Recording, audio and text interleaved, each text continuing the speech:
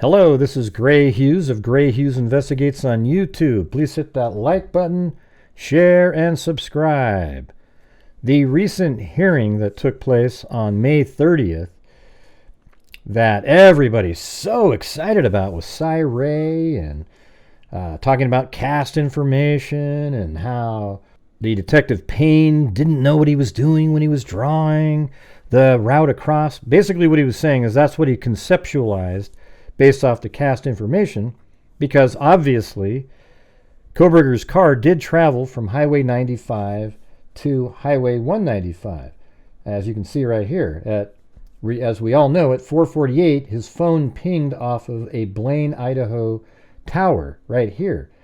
So, and then there's other towers down in these areas that I have circled, and apparently those towers probably represented that north of there, it pinged again. So he came up with a route that does go across here. His had a little bit of a slope on it here, but he just kind of drew it across where he thought where he might have crossed, because that would avoid any kind of surveillance camera, etc. So that's what he drew in there, and he makes his way over to 195, right? So that is something that did happen, whether he drove all the way down here to get over to 195 or cut across even right there to go across and head into Uniontown. We don't know, but there is a road just west of Genesee here that goes across, and you could go right to Uniontown and then up. And this road right here wouldn't be the exact one. I drove that route because I wanted to see what it looks like out there. I'm sure it looks just as rural driving across this one, as well as even down here. You could have gone like that and around. There's a whole bunch of different roads through there. This is just where he conceptualized it, making its way across from Highway 95 to 195. Now, that whole hearing, I think, is related to the alibi request from the prosecution. And this is the notice of defendant's supplemental response to the state's alibi demand. So the prosecution demanded the alibi. He came up with that ridiculous alibi at the beginning that we all know of. So why didn't he just say where he was that night? Instead, he just didn't say anything. Oh, I like to drive around late at night. So then the prosecution said, hey, give us a better explanation of what you were doing. Then the defense team thought, hey, let's add some to it.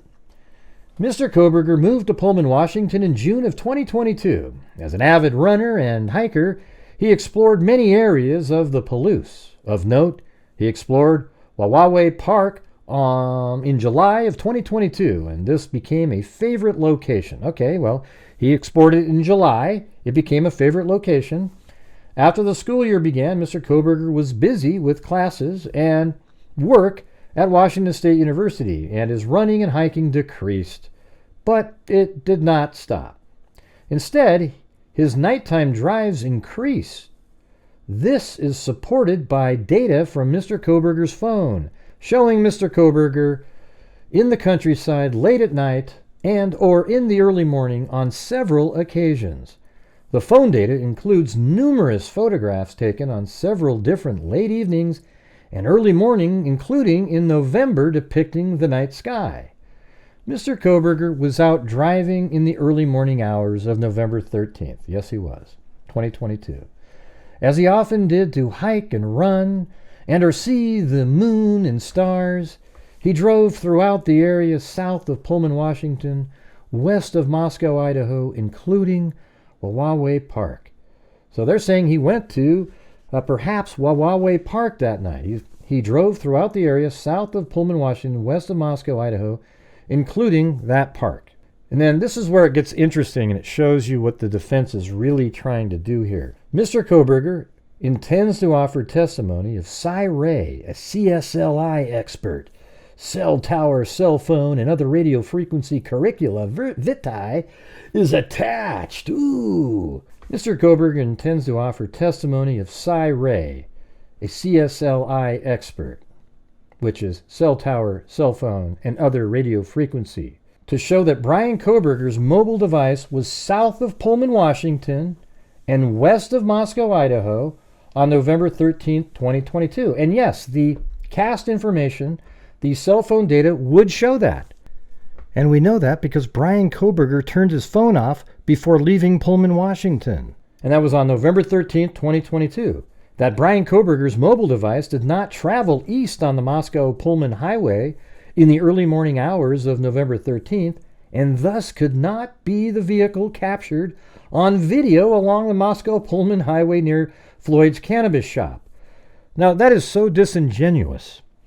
Just because his phone was turned off doesn't mean it's not his car driving by Floyd's cannabis shop. In fact, the rest of the information shows that it is his vehicle. But they're saying that the mere fact that the CAS data doesn't show his phone over there means it can't be his car. No, it means that Kohberger turned off his phone, and that's why it's not in the CAS data. Additional information as to Mr. Kohberger's whereabouts as the early morning hours progress, including additional analysis by Mr. Ray, will be provided once the state provides discovery requested and now subject to an upcoming motion to compel. And that's what we have here. That's what Cy Ray was doing there, a motion to compel additional information. Now this is where Judge should have a little bit more balls here. He should be telling the defense team, you will not get any additional CAS information until you provide the alibi. Because we know what's going on here is that the defense team is trying to tailor their alibi to match the CAS data by the smoke and mirrors that Cy Ray is going to produce. But he needs the information to be able to come up with this magic. But wouldn't Bryan Kohberger just know where he was? Why can't he say where he was? That's because Bryan Kohberger knows exactly what he was doing, and he's not going to say what that was. Okay? And he's not going to make up and invent something of where he was, because that will be disproven by the CAS information. So what they want is to have all the CAS data in their hands. Then they'll tailor this beautiful alibi that flows around and meets what they're going to say. I think this is absolutely disingenuous, and I find it amazing that all the pro-burgers out there don't understand how significant this is and why they're actually doing this. Doesn't it disturb you that they can't just come up with the alibi? Why can't Kohberger just tell you what the alibi is? This almost feels like consciousness of guilt. Additional information as to Mr. Kohberger's whereabouts as the early morning hours progress, including additional analysis by Mr. Ray, will be provided once the state provides discovery, and now subject to an upcoming motion to compel. If not disclosed, Mr. Ray's testimony will also reveal that critical exculpatory evidence further corroborating Mr. Kohberger's alibi was either not preserved or has been withheld. And see, where is this coming from? He did the same thing at this hearing that just happened on May 30th. He tried to claim that the missing information that he's not getting is exculpatory. But perhaps there's a reason you're not getting specific information right now, is because you haven't given the alibi yet. Now, this is why I keep saying the judge needs to put his foot down and demand that Bryan Kohberger say exactly where he was, provide witnesses if he has them, and says where he was in the early morning hours of November 13th, 2022, without the aid of the CAS data. How can anybody out there argue that? Can anybody give me a rational argument for allowing him to have the CAS data before coming up with his alibi? Yeah, I didn't think so. And then the defense responded by saying, the state specifically submits. They submitted this on April 26th, just about a week or so, maybe 9 days after the document we just read, which was on April 17th. The state respectfully submits that the defendant supplemental alibi response continues to lack the specificity required by Idaho Code 19519, which provides that the defense shall state the specific place or places at which the defendant claims to have been at the time of the alleged offense, and the names and addresses of the witnesses upon whom he intends to rely to establish such an alibi. And here's the actual Idaho code right here in section 1. At any time after arraignment, before magistrate, upon a complaint and upon written demand of the prosecution attorney, the defendant shall serve within 10 days or at such different time as the court may direct, upon the prosecuting attorney a written notice of his intention to offer a defense of alibi. Such notice by the defendant shall state that the specific place or places at which the defendant claims to have been at the time of the alleged offense and the names and addresses of the witnesses upon whom he intends to rely to establish such an alibi. And where in the hell is Kohberger hasn't done anything close to that? The defendant's April 17th, 2024 submission, which we just read, minimally adds to the alibi notice dated July 24th, 2023.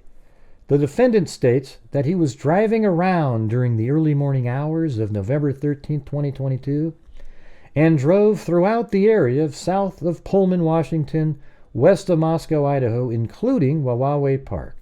With the exception of the reference to Wawawe Park, which is new, the defendant is offering nothing new to his initial alibi, that he was simply driving around during the morning hours of November 13, 2022.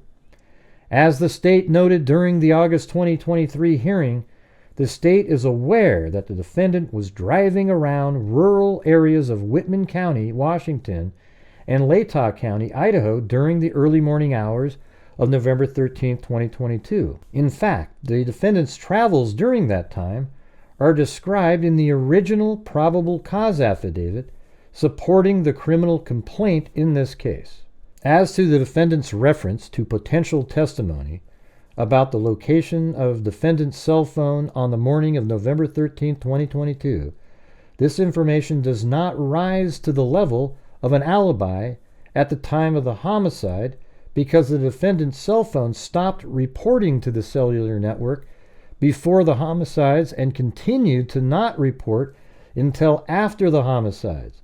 The location of defendant's cell phone at times other than the time of the homicides is not proof of or relevant to the defendant's specific location at the time of the homicides, approximately 4 to 4:30 a.m. on November 13th, 2022. And isn't that interesting, right? I mean, Kohberger's phone was turned off. So why can't he say where he was? Well, the problem is during specific times he turned it back on. For example, at 4:48, when he was near Blaine, Idaho, he turned it back on. So it does continue to ping, and he'd have to explain where he was. But where was he during the time of the homicides? That's what they're asking. His phone is off. Tell us where you were during that time.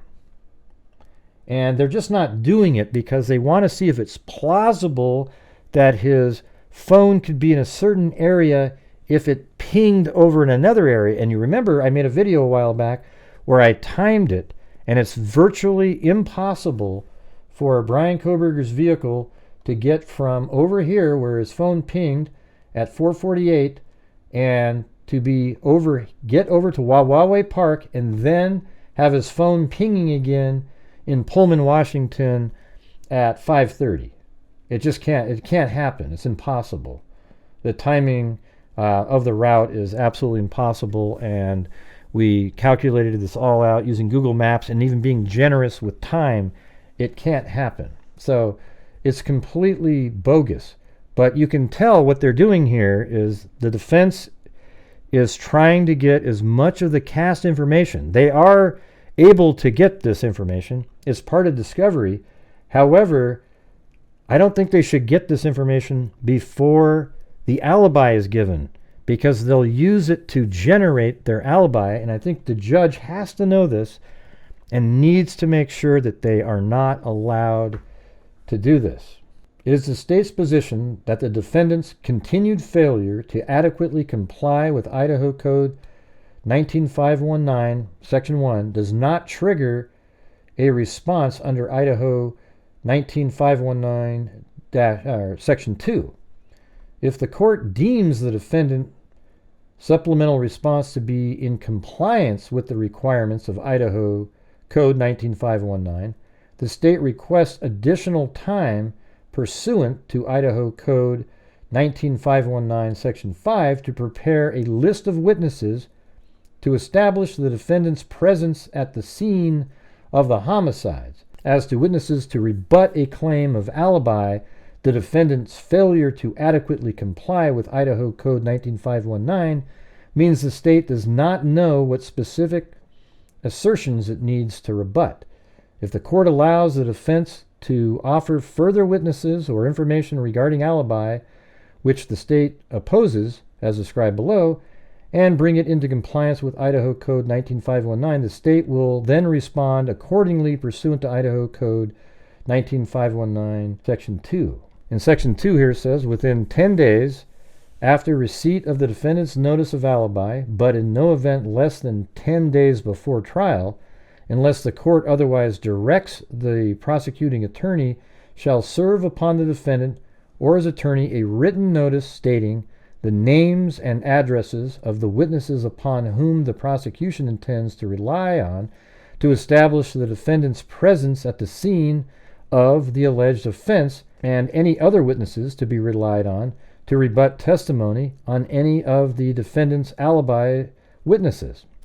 Number 5 down here said, for good cause shown, the court may grant an exception to any of the requirements of the subsection 1 through 4 of this section. So the judge has latitude up here to change these elements up here, but as we all can see clearly, the defense team has not given an adequate alibi at all.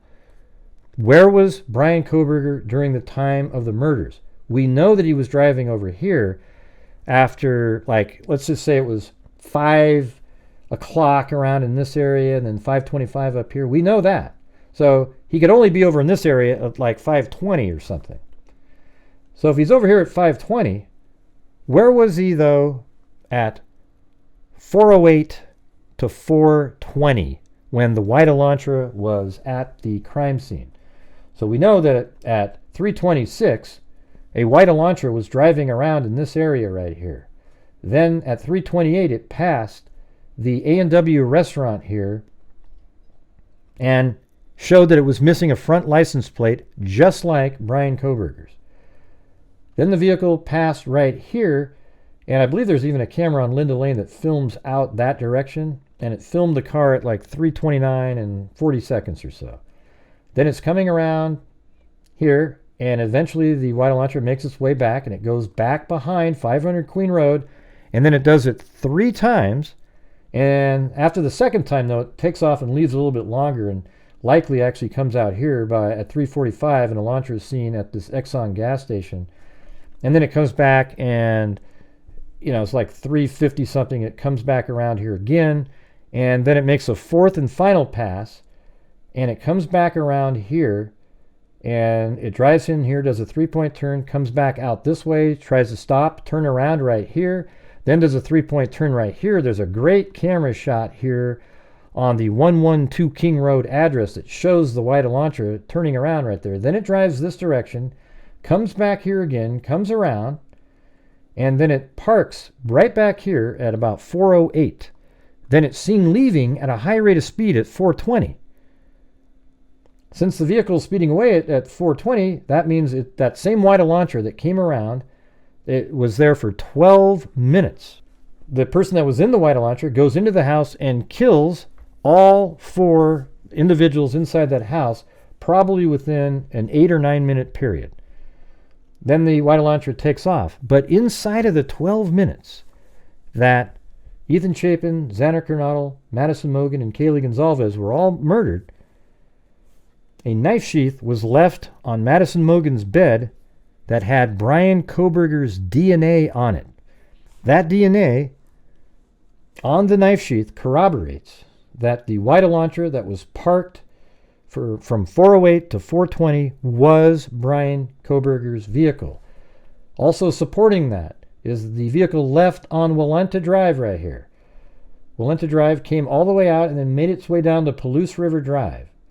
Then they have the Elantra, or Bryan Kohberger's phone, let's say. He does drive an Elantra, so likely he's in his Elantra. Don't you agree with that he's driving his Elantra around when his phone pinged at 4:48 near Blaine?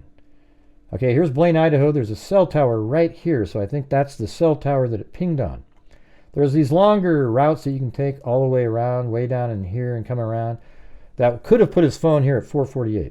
There does seem to be about 16 minutes of missing time, given the time frame that it would take to get there.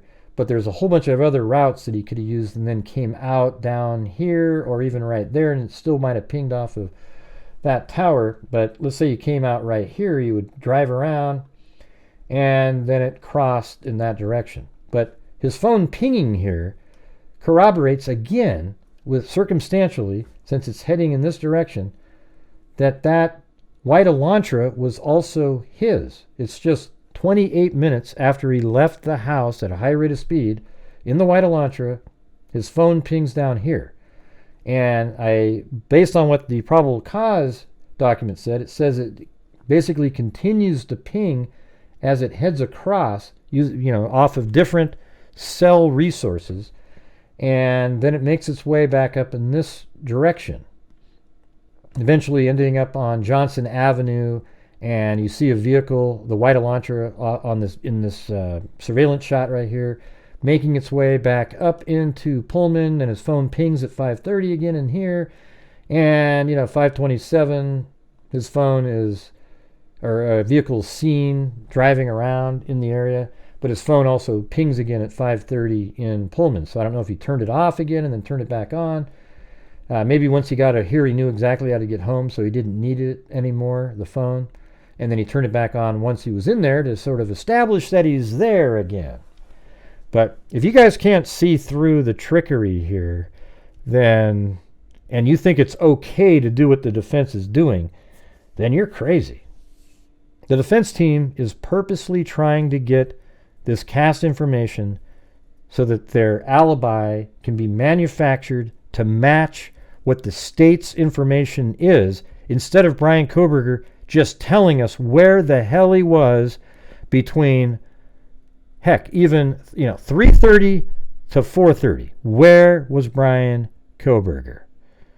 All right, everybody, that's all I got for you. Thank you very much for watching. I hope you got something out of this video. I think it should absolutely waken you up to the fact that the defense is up to shenanigans, and the fact that he's not willing to give his alibi, to me, shows consciousness of guilt. Why else wouldn't he just say exactly where he was? And the reason is because Bryan Kohberger is the killer, everybody. That is his white Elantra. Okay, well, thank you all very much for watching. Please hit the like button, share, and subscribe. And as I always say, everybody, until next time, be safe out there.